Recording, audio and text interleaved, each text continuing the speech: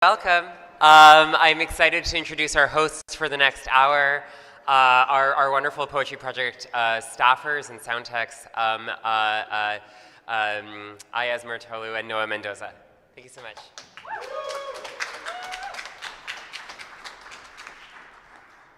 Hi, everyone. Welcome to the second hour of the marathon. We're so happy to be ringing in the new year with you all in this way. I'm Noah. I'm Ayaz. And our first reader is going to be Edmund Berrigan. Edmund believes in peace, love, and understanding as they might exist in quantum phenomenon where space and time dissolve into a cloud of probability. Welcome, Edmund.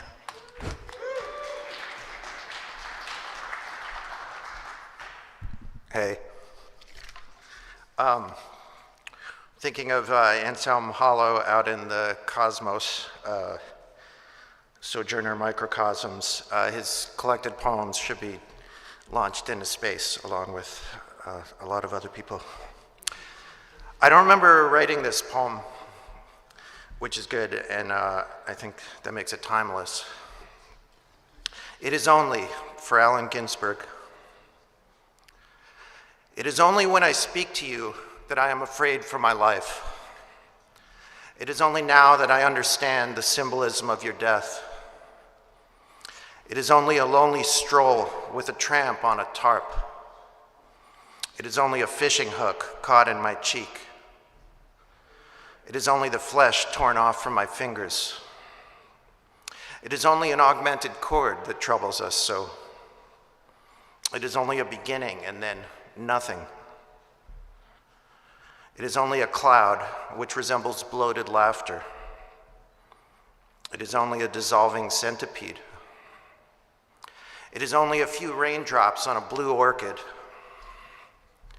It is only the bluff of power that frightens us. It is only a war for that power dominated by the interests of the wealthy. It is only an ending to a dream that you'd have preferred. It is only a decapitated soldier. It is only a tax return. It is only my artificial father. It is only an unrecognizable truth. It is only this great height that allows the ocean to seem frozen. It is only my ribcage hurtling through the troposphere. It is only now that I forgive you for refusing me. It is only now that I forgive myself for hearing the wrong story. It is only now that I dream of another life. It is only now that these dreams pile up before me.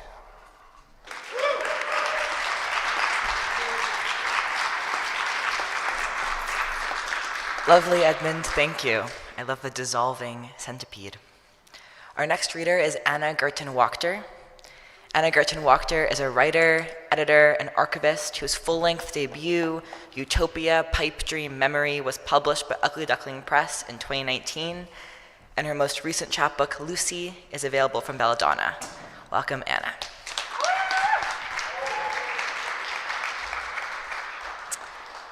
Thank you. I'm so glad to be here, and I just feel like I can't believe they let us be poets. It's awesome. This morning, Alexis told me she felt love when someone said, "So what?" The relief of the worst thing suddenly not seeming so bad. There's so much we all laugh the world away with, live through, and keep going. In the interview, the author said repeatedly the word brutal, brutal, brutal. The rare moments when, as a child, she would stop reading a book and re-enter what others call reality. A resuscitation, a throwback. Your voice sounds just like cartoon water, leaky faucet. Your life's complexity spilling into mine like two farmers working the land before the invention that would make human labor superfluous. Ha ha ha, still waiting for it. communal internet instead of this billionaire's dream playground we all slide down. I suggested to a young writer that she make a book called Confessions and just list all the things she has done because the algorithm told her to. Suggestibility is interesting, don't you think? And patterns. Why don't you do it yourself? You seem to feel no shame, Hannah said to me. I responded, that's not true. I could give you a tour of this whole neighborhood without even mentioning the trees or any names of the flowers. Tom asked me if I had ever had a paranormal experience, and I asked sincerely if giving birth counts. I never did get dressed today, so why am I complaining? I fried up some chanterelles and listened to the poetry reading from home. Could even hear you all chit-chatting before it started, though I swore I also heard a child's cry and couldn't believe it wasn't my own.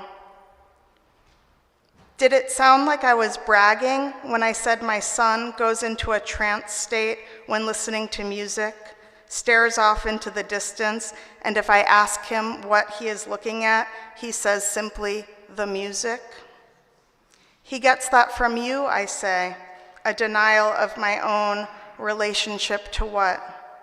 To leaving myself behind, divine tantrum, breaking and entering the voice, chain link fence, my pretend ineptitude fosters the curious mind. Yes, I was there. I saw it. I took it in. But it hadn't occurred to me yet that these sorts of scenes were worthy of much attention. Every few years, I forget and get to have the revelation all over again. What if you were how I see you? What if you were exactly how I see you? Thank you.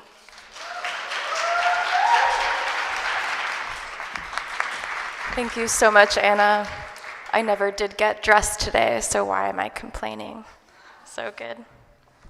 Our next reader is Betsy Fagan. Betsy is the author of All Is Not Yet Lost and Names Disguised. Fire Seen from Space is forthcoming later this year from Winter Editions. Welcome, Betsy.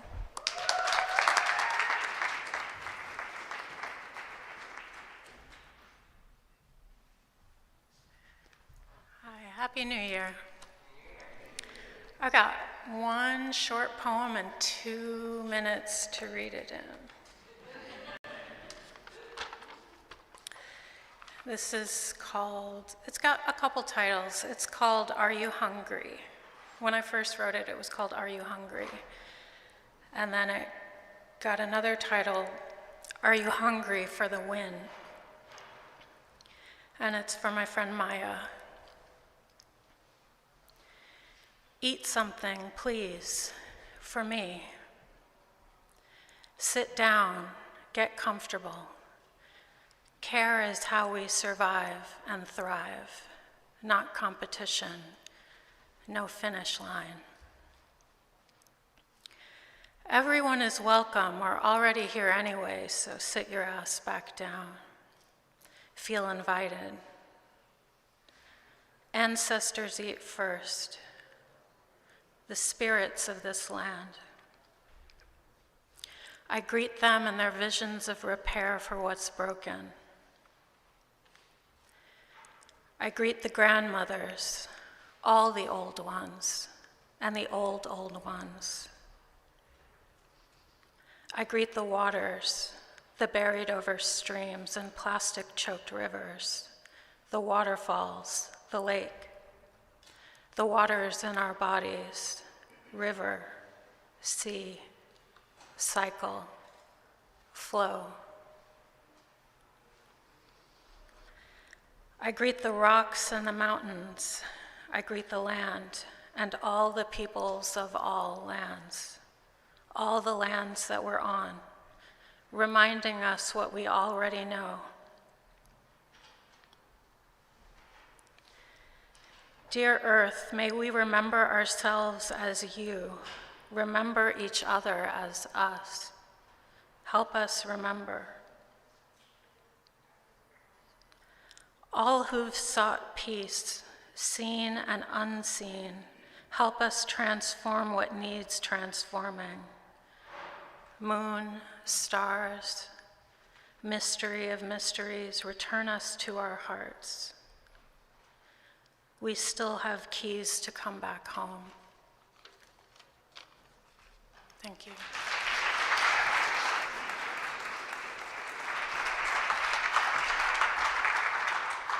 That was so beautiful, Betsy. Thank you. I felt that greeting. Our next reader is Dawn Yordy. Dawn Yordy is a poet and a writer whose work, as well as the work of others, can be found at dawnyordy.com. Welcome, Dawn. Hi. Happy New Year. Just made the chili. My nephew Daniel and my husband Akram helped make it. So there's chili today. Vegetarian chili. It's black bean, butternut squash, and 5 different chilies. Ancho, pasillo, and then there's 3 more. I forget them right now. Anyway, I'd like to read, I'm going to read 3 short poems, and this one I probably read here around 1980. I moved here in the late 70s. First place I went to was the church, which was why I was here. For John Keats, I think that I'm a candle whose flame stays round the wick, whether set in one place or carried, never wavering an inch from where I've always been. I hold out my hand like you did. When I'm happy and look at it, it's not the same I see sadly, desiring, or when I'm tired. It changes with my feelings, which usually I don't notice, like light and shadow pass over the day, revealing as the morning sun, obscured by clouds or tears. When you vanished, did all vanish? With a change of heart, I change the world. This is Sonnet 92. To be understood, words are objective, yet we understand them subjectively. When Willa Cather writes, the long main street began at the church, the town seemed to flow from it like a stream from a spring, the prose forms naturally from the simile. Do you feel it as I do when I read that words not only are, but also live? From church to street to town to spring, as if the stream itself were writing the sentence. Cather is here with me in the present, bringing from the past continuous gifts, words that are as real as the broken fence we built with Dad to keep the horses in. And I've read this poem here many times. I'm going to read it again. At the grave of Walt Whitman. I was in Philadelphia and crossed the bridge to Camden. I'm satisfied, I said. There's grass growing here, and I no longer care what anyone might think of me or what the future holds or when and if comes money. I heard you speak. You are not dead, nor have I lived more than I lived when you first spoke. I kneel down in the grass, slide out some blades to chew. I've read you, know your caress, and see out in the void your hand still is, trembling for my touch. Walt Whitman, you're the spit, green along my lips. Help me to trust in it. Happy New Year, everybody, and buy some chili. Thank you, Dawn. That was beautiful. Our next reader is Ashna Ali. Ashna Ali is a Best of the Net nominated queer, diasporic, and disabled poet raised in Italy and based in Brooklyn. Welcome, Ashna.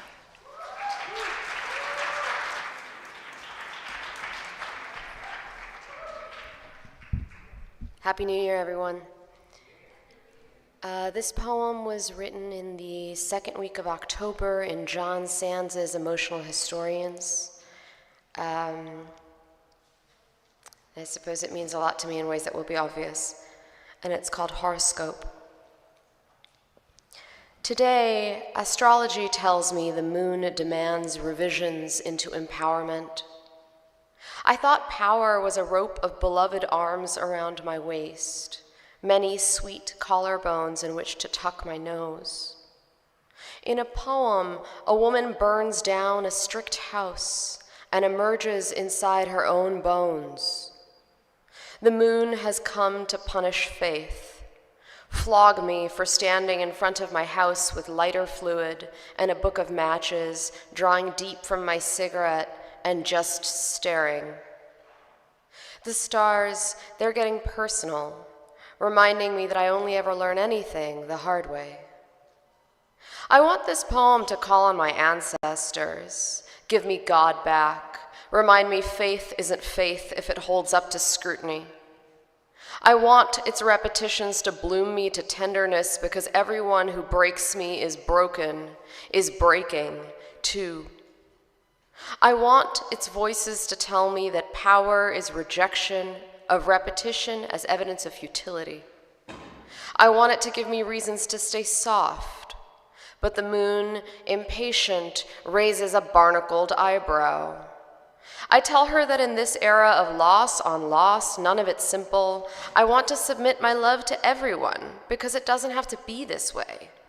But she, unimpressed, boots me into her moving traffic, defibrillates my hard-nosed heartbeat. So, I cross my legs when they prefer them open and lose half-smiles whose breadcrumbs I live on. I rot my heart as it marinates to their taste and lose my dinner invitation, my gold chain, my pet name. I open my mouth, tell the truth plain, and have only the clock's tick left for kin. The moon, her pockmarked stare, decodes to annihilation. Is faith still faith if its hive produces no honey without blood? Power, says the moon, is emerging with nothing on the bones but bones, evidence of what refuses to vanish. The chant of ancestry wants this poem to claw my skin into 1,000 arsons traceable from space. Listen, the app says. Welcome your power. Thank you.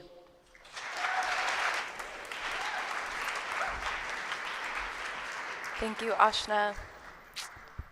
Our next reader is Aldrine Regina Valdez. Aldrine Regina Valdez is a Bakla poet and a visual artist. Welcome, Aldrine.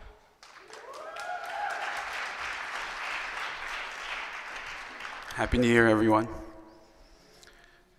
And what is healing, anyway? Other words light up to help. Hello? Hello, are you there? Were you heard? You were hurt. You inhaled. You wanted to be whole. You held it all inside. You hardened like a heart. You made holes. You turned to heaps. You went to hell. You were helpful. You adjusted, accommodated. You were a joy to have around. You were late to the memory, so we remembered for you. Held you like this, as the helix shows. You had had it. Still, you couldn't hasten the hollow feeling was beating, which should have aroused your suspicion much sooner, how something deemed hollow could have a pulse. You couldn't help it. Heliotropic, you believed in a center. You heaved with joy when he noticed you.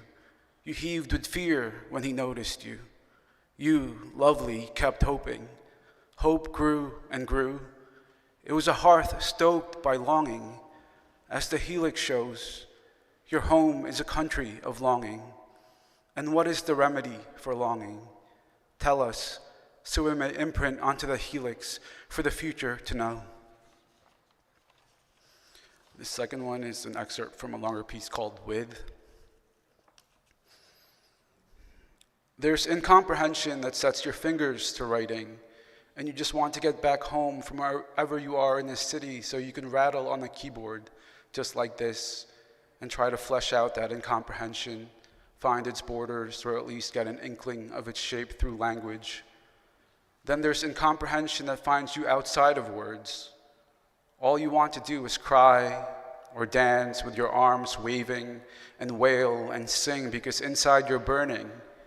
You want to paint to be sensuous with your grief, with something as sticky and liquid as grief. You want to feel everything, to be seen feeling, then you want to disappear. You want to be missed when you go missing. And is this a kind of harm to others when you do harm to yourself? To go missing, I mean? In Tagalog, we may call this kapwa, an overlapping, a togetherness, and us that says we are for each other, with each other. What you do moves me, what I do moves you. Ikaw, ako, ikaw. People are the atmosphere you breathe and who breathe you. You acknowledge their presence and they yours. Sometimes without language, you understand you are together with a person being, even when you are not physically with a person. And like this, you are never alone. Thank you.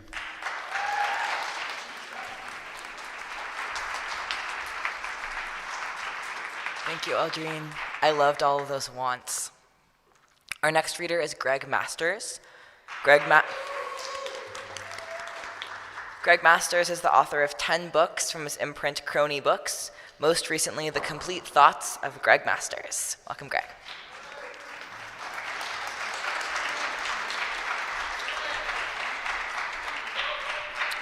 Thank you. It's great to be on this stage. It's probably one of the best stages for a poet in the world that I know of.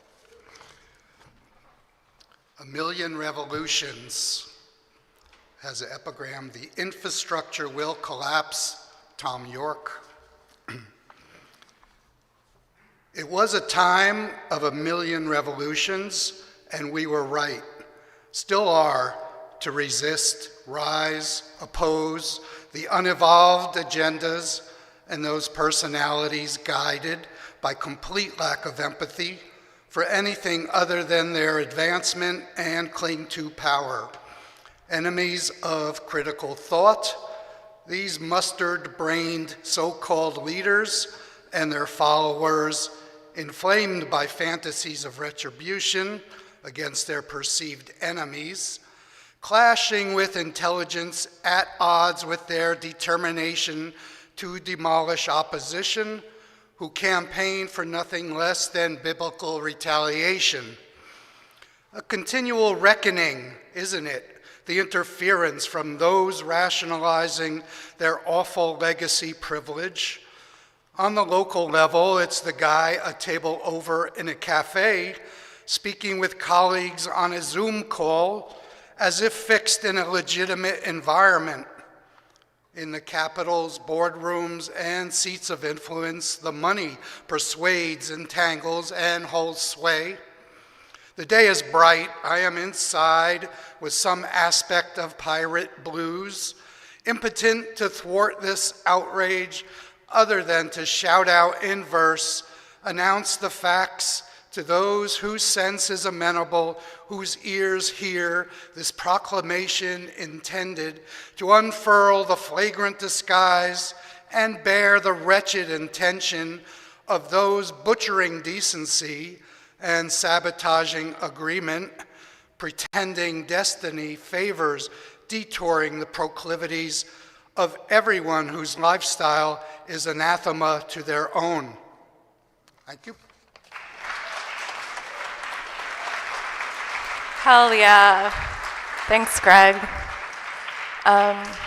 Thank you. Free Palestine. I don't know if that's been said this hour yet, but thank you, Greg. Okay, our next reader is Sarah Schulman. Sarah's next project is the musical adaptation of her 1998 novel Shimmer, with music by Anthony Davis and lyrics by Michael Corey. Welcome, Sarah. Hi, everyone. The targeted killing of writers, poets, and journalists in Gaza in 2023 is the bloody consequence of a long history of imprisoning and silencing creative writers. In 2018, the Israeli government sentenced a poet to 5 months in prison for a poem That year, Doreen Tatour, a young Palestinian woman, posted these words in Arabic on her Facebook page. Resist, my people, resist them. In Jerusalem, I dressed my wounds and breathed my sorrows and carried my soul in my palm. For the Palestinian people, the internet is the only consistent site of cohered community. Of the 11.5 million Palestinians in the world, all live under occupation, separation, siege, exile, or as second-class citizens in Israel, where they're subjected to more than 50 discriminatory laws. Yet the Israeli government is increasingly policing virtual space. Reports from the Arab Center for the Advancement of Social Media show the rapid rise every year in Israeli arrests of Palestinians for the charge of, quote, incitement through social media. The year Doreen was arrested, 300 people were arrested alone for posting online. Historically, poets go to prison when unjust systems reach a level of control so brutal that no opposition can be tolerated. Russian Anna Akhmatova was declared a non-person by Stalin. South African poet Dennis Brutus was imprisoned on Robben Island with Nelson Mandela. Of the thousands of poets and writers arrested and exterminated by the German Nazi government, the best known perhaps is Martin Niemöller, a Christian who wrote that famous First They Came For piece that has inspired a wide range of resistance movements for over 100 years. Doreen's poem appeared after the 2014 Israeli war in Gaza, in which 2,300 people, mostly civilians and many children, were killed by Israeli aerial warfare. Schools, mosques, and hospitals were destroyed. Her conviction took place as the nonviolent Gaza March of Return reached its 6th week. During that act of civil disobedience, more than 150 Palestinians were killed and 16,000 were wounded, including journalists wearing press vests and 2 medics. It was a rehearsal for where we are today. While incarcerated, Doreen wrote new lines. The soul asks, who am I? I am the confession of the conscience, a person who reveals the question. Many Americans wrongly understand Palestine as some kind of equal power to Israel. They use distorted phrasing like two sides or both sides.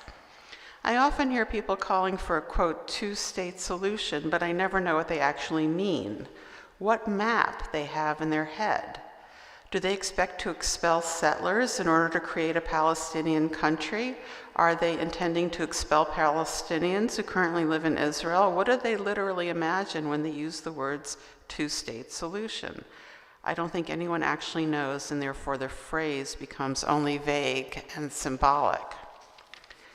Often people talking about both sides have no realistic sense of how overwhelming the control of Palestinians every day is, nor do they know how literally violent Israeli domination has been, how much murder, incarceration, home demolition, displacement has and is taking place for literally 75 years.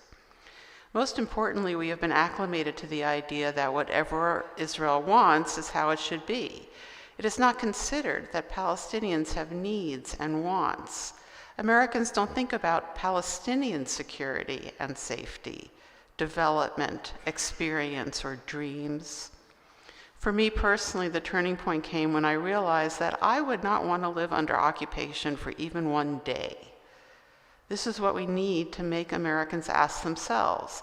If they were being occupied and controlled, never had safety, were told what roads to go on, could not travel, could not work or walk where they wanted to without being controlled, had their kids arrested at age 9 for throwing rocks at bullying armed soldiers, and then saw their fellows mass murdered in cycles of repetition, if that was what was imposed on you, wouldn't you do everything you could to change that? Any honest answer would be yes. The point of identification has to shift to this. One of my tasks at the time of Doreen's arrest was to find prominent American writers who would be willing to sign a letter protesting her imprisonment. This is always complex because the system of asking for solidarity from people whose signatures may be influential for your cause is a process of asking up. And asking for favors for other than oneself from those with more currency in one's own field can have negative consequences later. They can resent the request, and they can become punitive. Also, the higher up the ladder they are, the more approval from the machine they hold, and therefore, the more they have to risk. One very well-known writer who I approached did email me back, but with the request, send me the poem. Of course I did, and she did sign, but I have thought about that exchange for years. After all, can you imagine any poem posted on Facebook that would merit someone being arrested and incarcerated? I cannot. Thank you.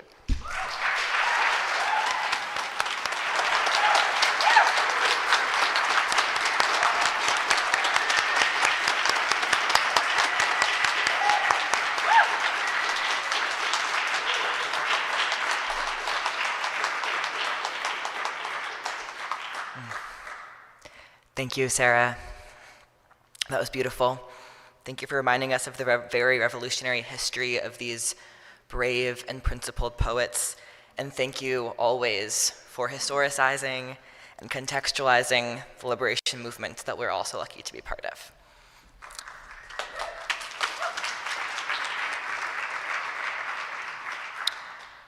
The next reader in this hour is Samuel Breslin. Samuel Breslin is a poet. Samuel Breslin is a poet living in Queens, writing about hard feelings and soft fabrics. Welcome, Samuel. Thank you.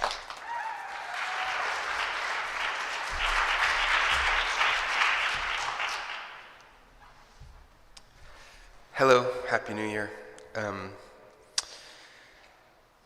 I wrote this poem for a reading at the Brooklyn Rail a few weeks ago. And so excuse me for repeating myself, but I couldn't think of anything else sort of appropriate to say.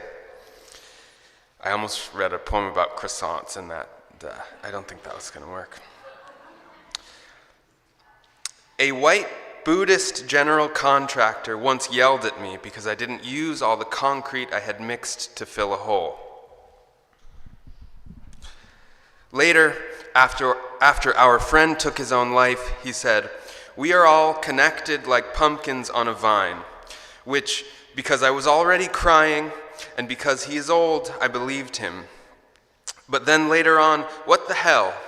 I do not consent to being all connected like pumpkins on a vine. Except maybe a little. So excuse me now for thinking of you all as pumpkins, but this part I do believe to be true. But what then is the vine?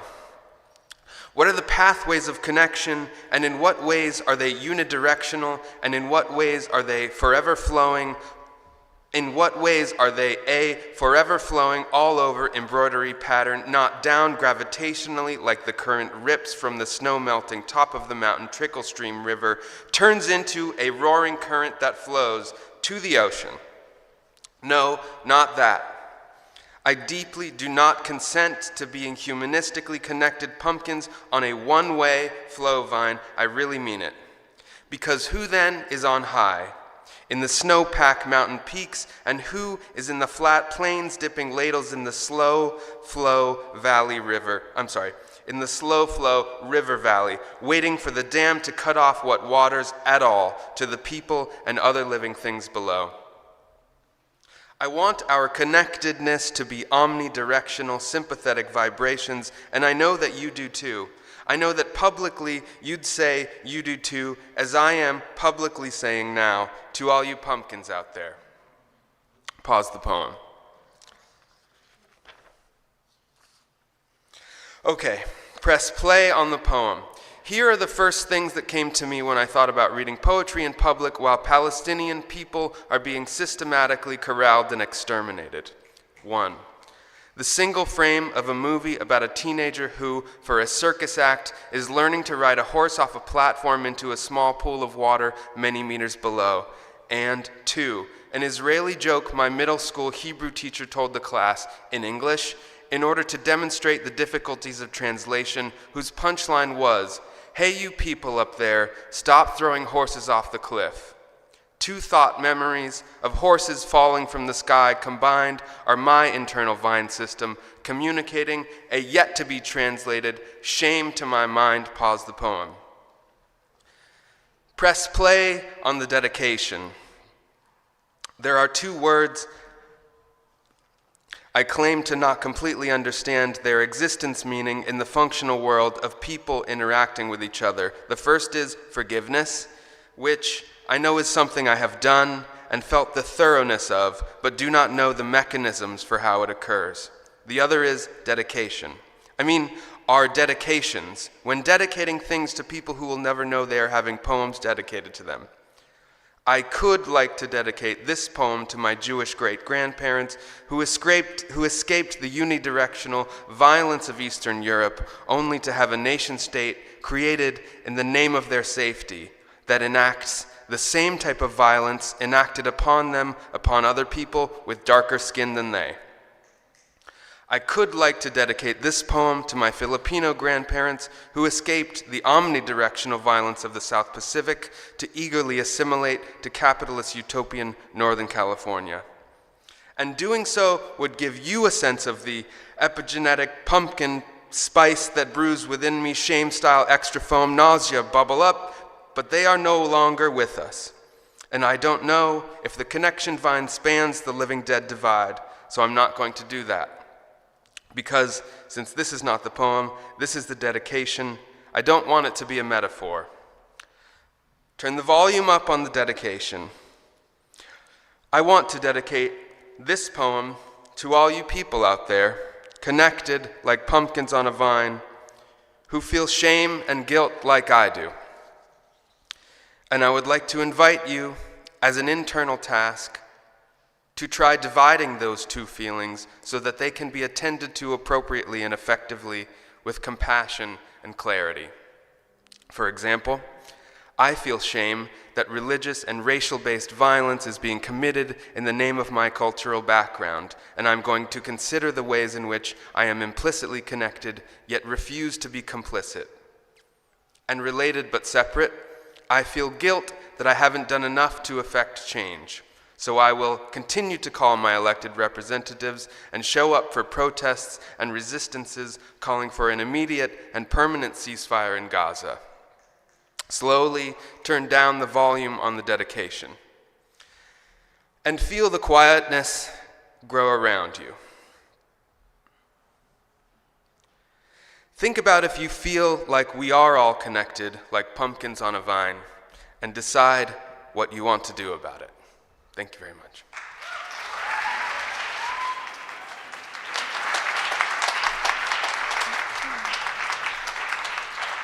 Thanks so much, Samuel.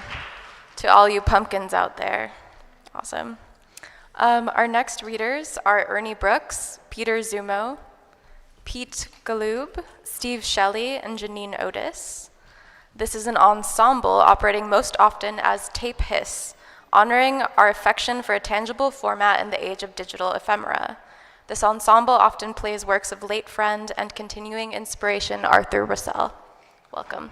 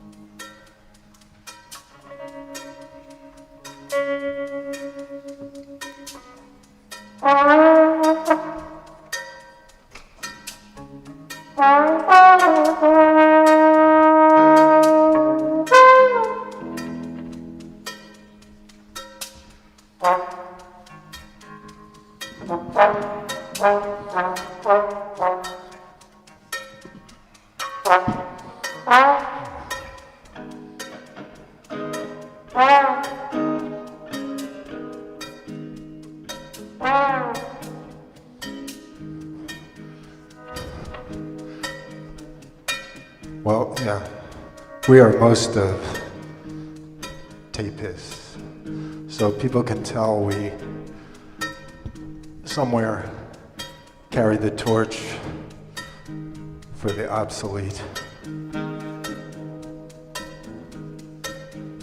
And this short piece is about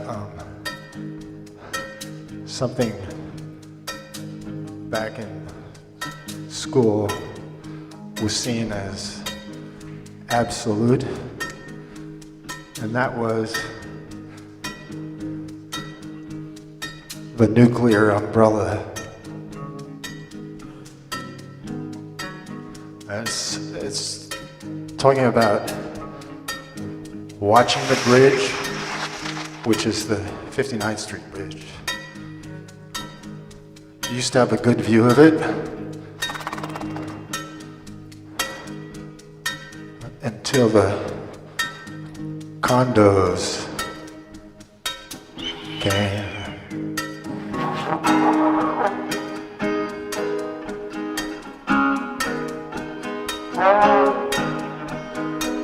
Conventional warfare holds its own in the nuclear age. Bombs fall from a clear sky. We turn in our sleep,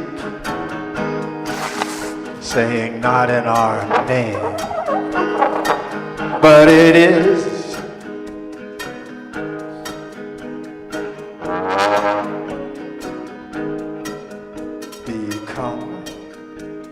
Whisperers now, not long for this world of middle distance,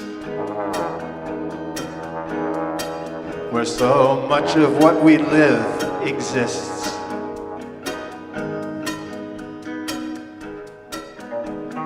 Gone for good.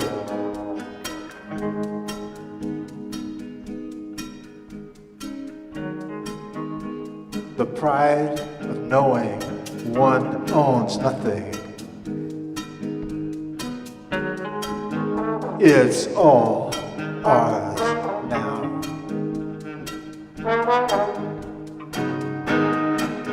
It's all ours now.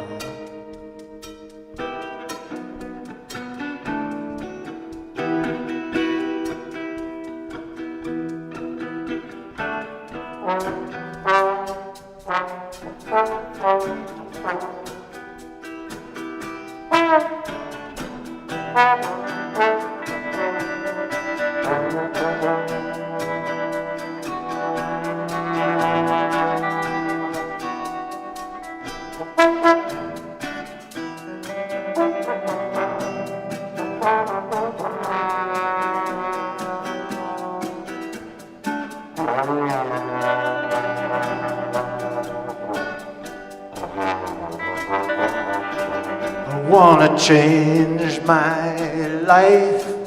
I hear the voices of those less fortunate than me. He was so stoned,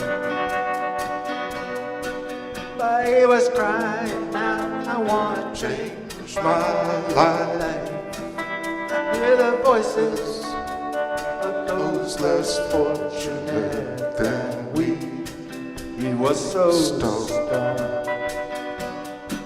but he was crying out, I'm walking in the wrong direction. I'm walking in the wrong direction. In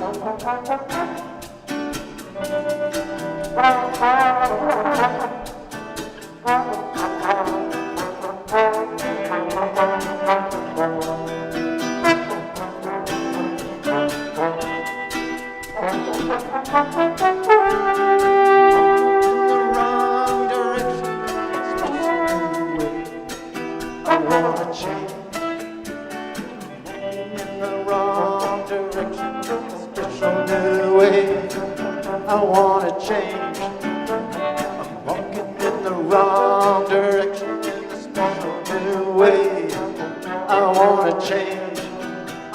wanna change my life. I hear the voices of those less fortunate than me.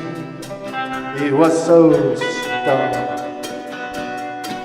but he was crying out, I wanna change my life. The voices of those less fortunate than me. He was so stoned, but he was crying out, I'm walking in the wrong direction. I'm walking in the wrong direction.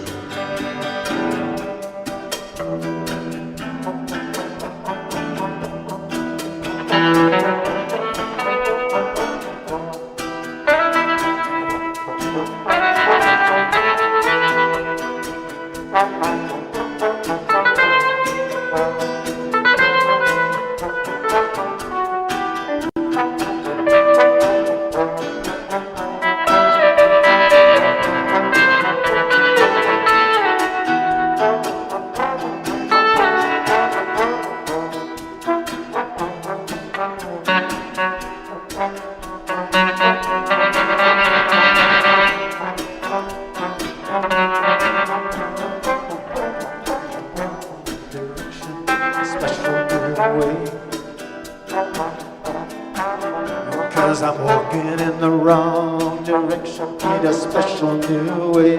I wanna change. Walking in the wrong direction, a special new way. I wanna change.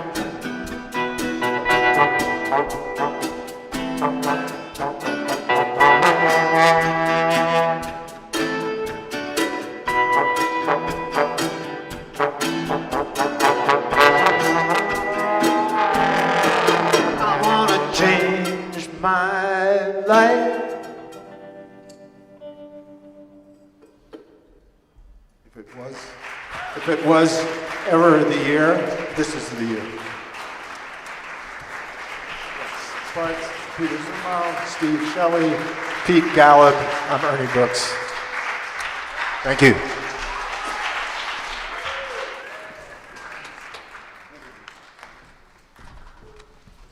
Thank you all so much. That was beautiful. Could really hear the Arthur Russell in there. Next we have Ukrainian-American poet and lotus dancer. We'll wait for the stage to be cleared in one moment. Ukrainian-American poet and lotus dancer, Lila Dlaboha.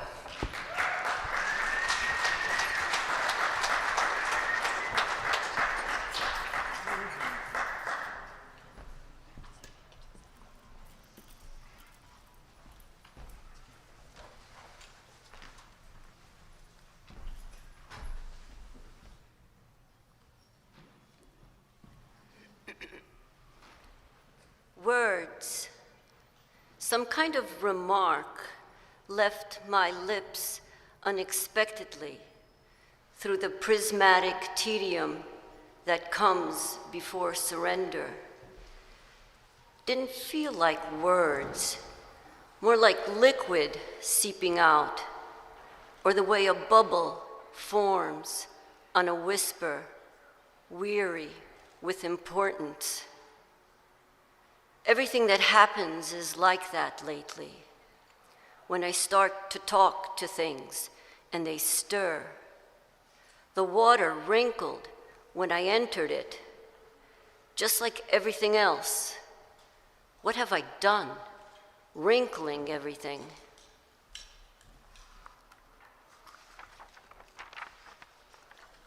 Baba was brainwashed. Luda's grandmother had sclerosis last year of her life.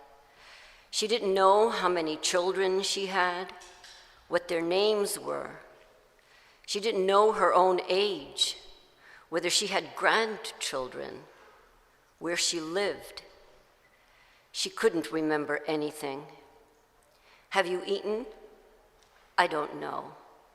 Do you want to? I don't know. She was blind. But when Luda asked her what was the name of Lenin's wife, Baba murmured, Nadezhda Konstantinovna Krupskaya.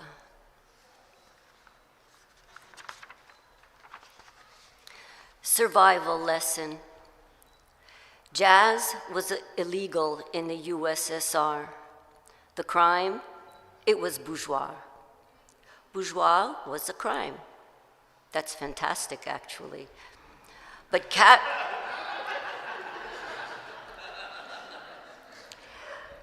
caviar was not a crime. Everyone ate it, spoonfuls of it like porridge. It was affordable back then, or you got it somehow on the sly. Yoga was a crime. Poems written in Ukrainian were a crime. Martial arts was a crime. Praying was a crime. Curtains were drawn when people lit a candle to pray in their homes or observe a religious holiday, practice yoga, or meditate. Most everything good for you was a crime. Toil, though, was legal and worthy of worship. That was the motto throughout the Soviet Union of 15 republics. Slava trudu, glory to toil. Give me a break. Everyone knew the country was run by a bunch of degenerates. Lenin declared, loot the looted. So people stole and bribed, which was almost legal because everybody did it. You were taught how to steal. It was expected of you. You were also taught hyperbole because you relied on it when you got a job, which you were meant to glorify. Everyone knew it was all a masquerade, except for the executions.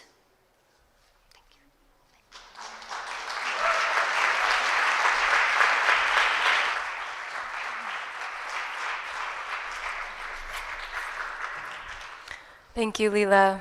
Up next, we have Lauren Baxt and Chris Lee.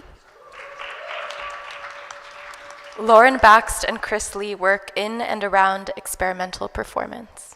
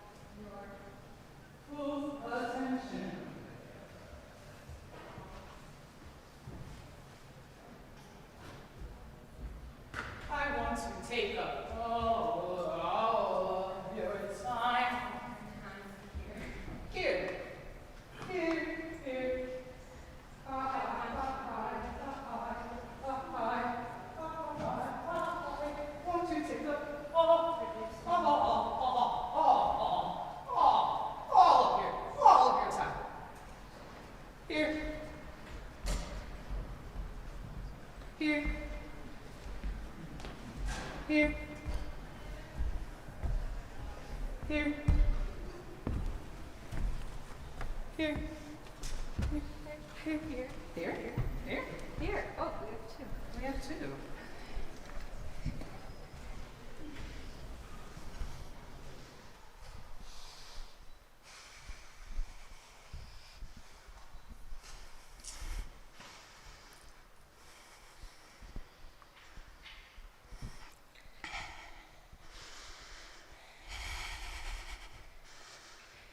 Out of my core, onto another, smiling a black smile.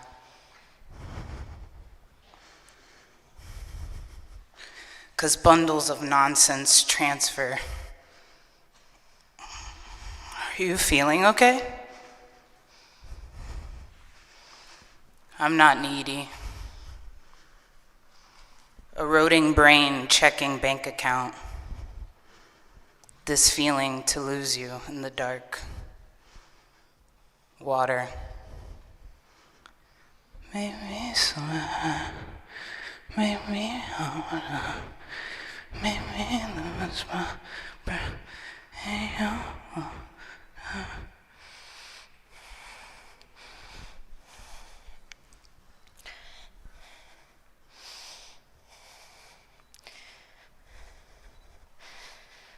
What is sex?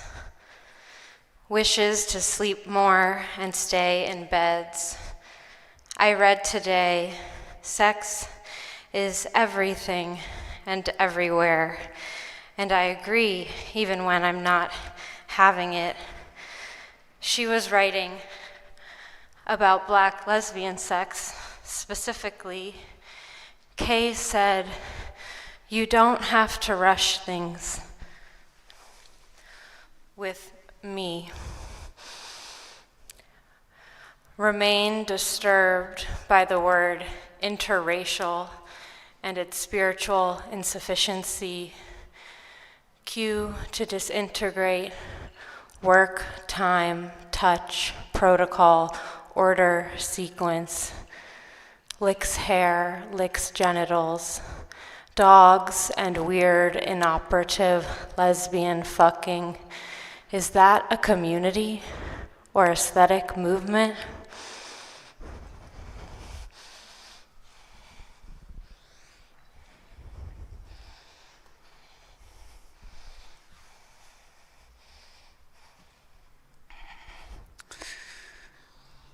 Do you need holding close, missing your aliveness? This is forever. Not wanting anyone but soft serve with sprinkles. Bluffs leading us to nowhere. But baby, it's cold outside. Remembering what is subterranean. Base-filled memory, death is ever present with me. Chemical imbalance, so not fab. Everybody trying to be cute about depression. Bitch be ugly, 'cause I feel so stupid. Child of technology, unplug. Powered by crashing waves, by fire. Knowing the fight isn't always a good one. Be you, boo. Boo, I wish it wasn't so obvious.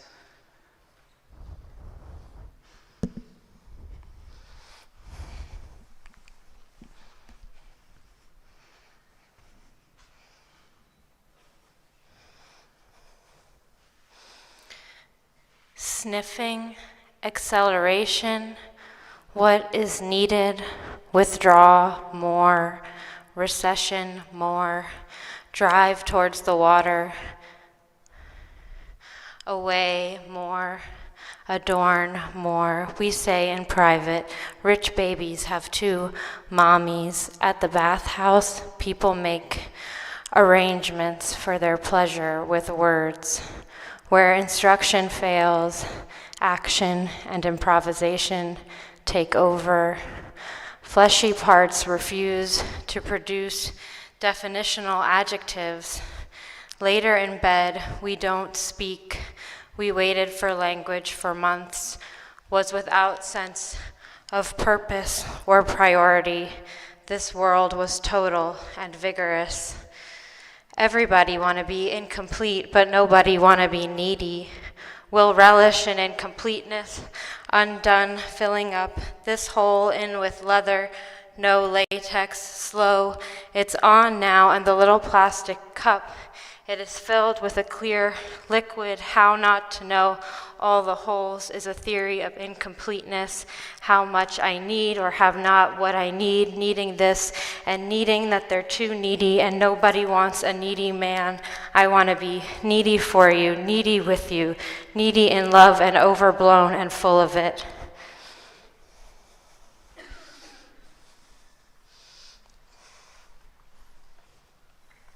Thank you. Happy New Year.